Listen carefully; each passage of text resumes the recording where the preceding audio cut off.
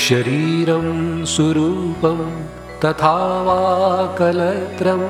यशश्चारुचित्रं धनं मेरुतुल्यं मनश्चेन्न लग्नं हरेरङ्घ्रिपद्मे ततः किं ततः किं ततः किं ततः किं कलत्रं धनं पुत्रपौत्रादि सर्वं गृहं बान्धवाः सर्वमेतद्धि जातं गुरोरङ्घ्रिपद्मे मनश्चेन्न लग्नं ततः किं ततः किं ततः किं ततः किं षडङ्गादिदेवो मुखे शास्त्रविद्या कवित्वादिगद्यं सुपद्यं करोति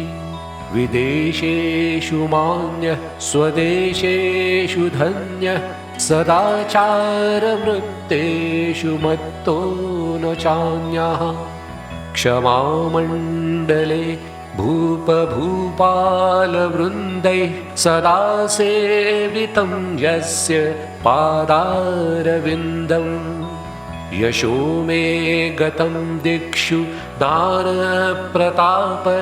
जगद्वस्तु सर्वं त्वरेयप्रसादा न भोगे न योगे न वाजिराजौ न कान्तामुखे नैव विशेषु चित्तम्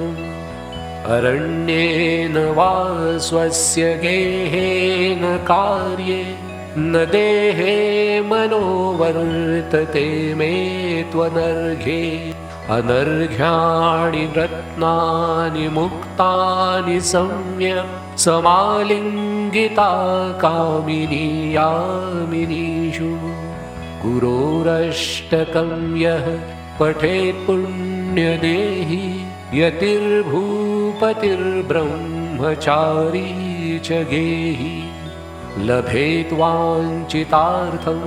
पदं ब्रह्मसंज्ञं गुरोरुक्तवाक्ये